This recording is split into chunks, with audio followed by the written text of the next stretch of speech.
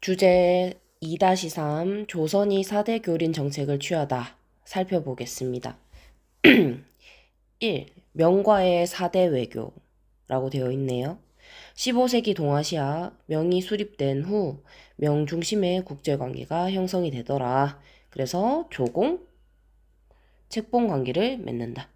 우리 뭐 아이돌들한테 조공미 바치고 이러잖아요. 그런 느낌, 조공. 그리고 우리는 너희가 조선이구나, 너를 조선의 왕으로 명하겠다라고 책봉 받는 관계다. 그래서 조선의 외교 방향은 그렇죠. 밑에 나와 있네요. 4대 교린 정책. 요것을 원칙으로 유지하더라. 4대라는 것은 우리가 보통 중국에 4대하죠. 중국에. 요때 나라가 명나라더라. 우리는 지금 명의 4대를 하고 있고 교린 정책으로는 그렇죠. 강경책과 회유책을 골고루 써가면서 이웃나라와 가깝게 지내는 외교 정책을 교린이라 하는데 이때는 여진 그리고 일본에게 이런 정책을 쓰게 된다. 그래서 조선과 명의 외교 보시면 건국 초에는 네, 여기에 적혀 있지 않지만 요동 정벌이 추진되거든요. 뭐 때문에? 표전 문제 때문에. 표전 문제. 표전 문제. 표전이라 하는 것은 외교 문서인데 이 외교 문서에 나와 있는 어떤 문장 때문에 갈등이 지금 일본과 우리 조선 사이에서 발생이 됐고 이 문장을 썼던 게 누구다? 정도전이다. 그래서 명나라에서는 정도전을 데리고 와라 이렇게 되는 거죠. 그래서 태조와 정도전이 안 되겠다 싶어서 요동 먼저 치자 이렇게 되는 겁니다. 이렇게 계속 갈등 관계가 깊다 보니까 외교가 잘 이루어지지 않아요. 관계가 좋지 않다가 언제? 그렇죠. 태종 이후 때 관계가 다시 회복되면서 우리는 명예 4대를 하면서 조공 책봉 관계를 유지하게 되더라. 그래서 중국과 관계를 안정시키고 중국의 문물을 수용하는 것 자체가 우리가 바보가 아니라 실리를 추구하는 거다. 실리. 이렇게 4대 외교를 하면서 우리는 얻을 거 얻는 거다라고 생각하시면 됩니다. 그래서 우리는 명과의 관계에서 4대 관계를 유지하고 건국 초에는 요동 정벌 등으로 사이가 좋지 않지만 태종 이후부터는 관계를 회복한다. 외교적 실리를 추구한다 생각하시면 되고 2번 교린 관계 볼게요. 먼저 여진과의 관계. 강경책, 회유책을 골고루 쓴다고 했잖아요. 네. 그래서 첫 번째 회유책으로 우리 국경, 여진과 우리나라 사이에 국경을 맞닿고 있다 보니까 국경에 무엇을 설치한다? 그렇죠. 무역소를 설치한다. 무역소. 우리야 농경 사회지만 여진 같은 경우에는 기마민족이다 보니까 농사를 못 짓잖아요. 거의 못 짓잖아. 그래서 무역이 꼭 필요하단 말이야. 문을 닫으면 안 된다고. 특히 어디에? 경성과 경원에. 경성, 경원 지역에 무역소를 설치해준다, 우리가. 플러스 거기다가 3인 정책까지 펼쳐. 3인 정책. 3인 정책. 뭐다? 하삼도 이주민들을 그러니까 이제 경상도, 전라도, 충청도 이렇게 아래쪽 이주민들을 그러니까 이사를 시키는 거야. 그 딱 하삼도 사람들이 다 뭐죠? 농사를 잘 짓는 사람들이잖아요. 요 사람들을 위에 여진족 있는 요쪽 지역으로 이동을 시켜서 농사를 잘 짓도록 해주는 거. 그리고 또 뭐 토관 정책이 있어요. 토관 정책. 그 여진족 사람들 중에서 그 동네, 그 촌의 촌주를 뽑는 거라고 생각하시면 돼요. 이렇게, 요렇게. 그래서 무역소, 3인 정책, 토관 정책까지 회유책을 펼친다.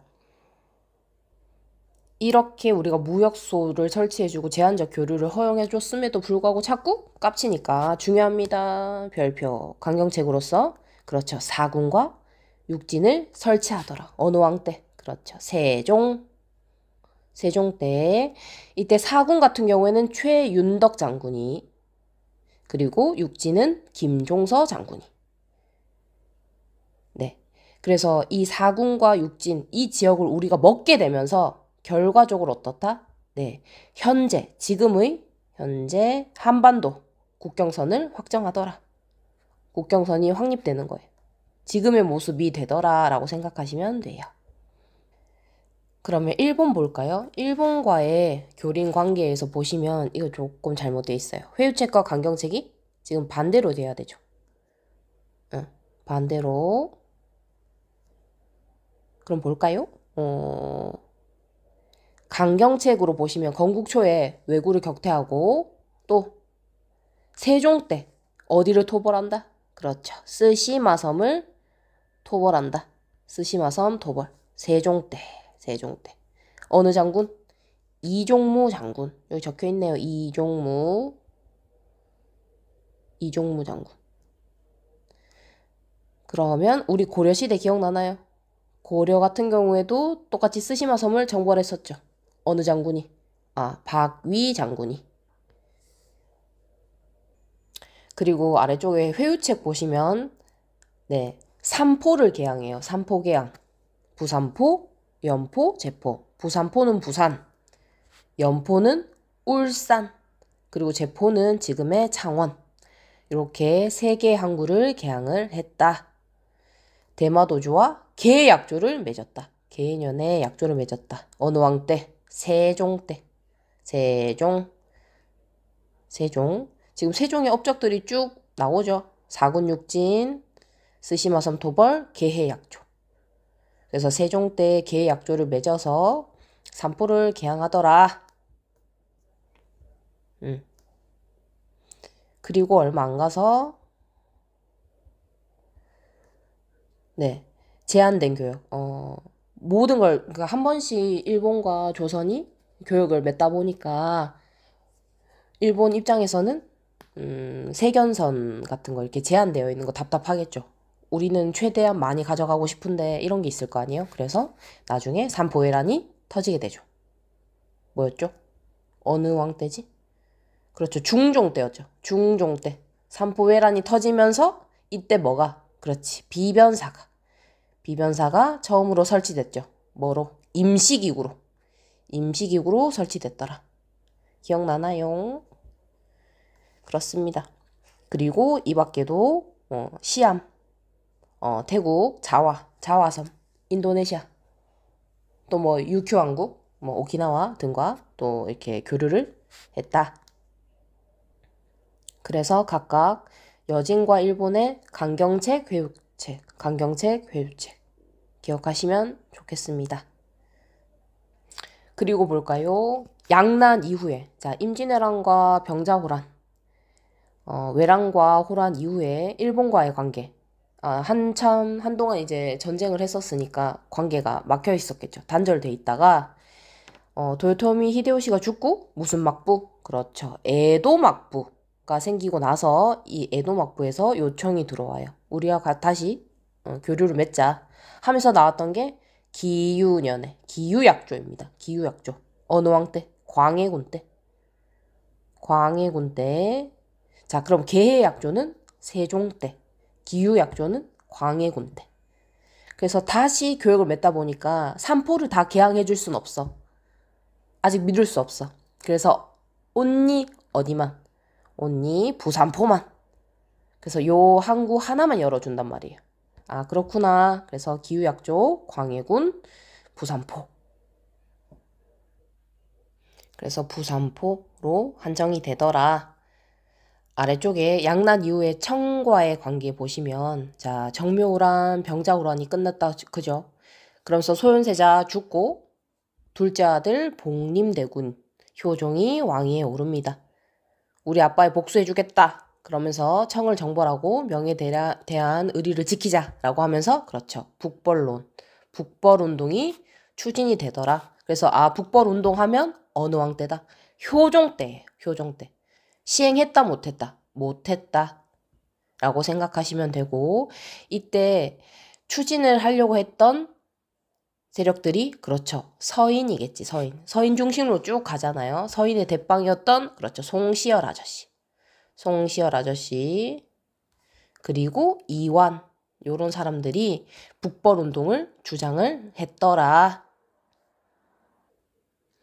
그래서 양난 이후에 우리 조선이 믿었던 명나라는 지금 없고 청나라가 지금 남아있잖아요. 오랑캐라고 생각했던 여진족애들이 이렇게 되면서 양난 이후에 우리 조선이 중화의 후계자다라고 하면서 조선 중화주의가 출현하더라.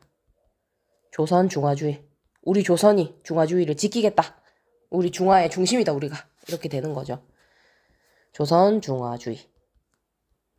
요게 나타나게 되더라. 이때 되면 조선 중화주의가 있고 또 양난 이후다 보니까 북벌론도 있지만 북학론도 이제 제기가 되는 거죠. 그래도 이 청나라 오랑캐라고 했지만 배울 만한 게 있지 않겠냐 라면서 연행사를 파견하게 됩니다. 연행사. 그러니까 지금 수도가 북경이죠. 북경 베이징을 그 당시엔 영경이라고 했다. 그래서 영경의 연자를 따서 연행사. 청나라로 파견된 사절단이라고 생각하시면 되겠죠. 그러면서 북학론이 제기되더라. 북학론 제기. 됐나요? 또 보시면 위에 내가 안 했네. 다시 위로 올라가 보면 4번에 동그라미 4번에 양난 이후에 일본과 관계를 맺으면서 그렇죠. 에도 막부에서 통신사를 요청하게 되죠. 통신사 12회나 우리가 파견을 갔네요. 그래서 일본에 우리 조선에 또 앞에 문물들 이런 문화를 전파하게 된다. 그러면 지금 4대 그리고 교린정책 4대는 중국 명나라한테 교린은 여진과 일본한테 그래서 회유책 강경책 각자 생각하시고 양난 이후에 여진과 일본에 대한 관계 그래서 일본에는 통신사 파견 그리고 여진이었던 청나라에는 그렇지 연행사 파견 이렇게 기억을 하시면 되겠고 양난 이후에 북벌론과 북학론이 제기가 된다 라고 생각해 주세요. 이렇게 해서 문제는 뒤에 다 풀어가지고 없고요. 이렇게 마치도록 하겠습니다.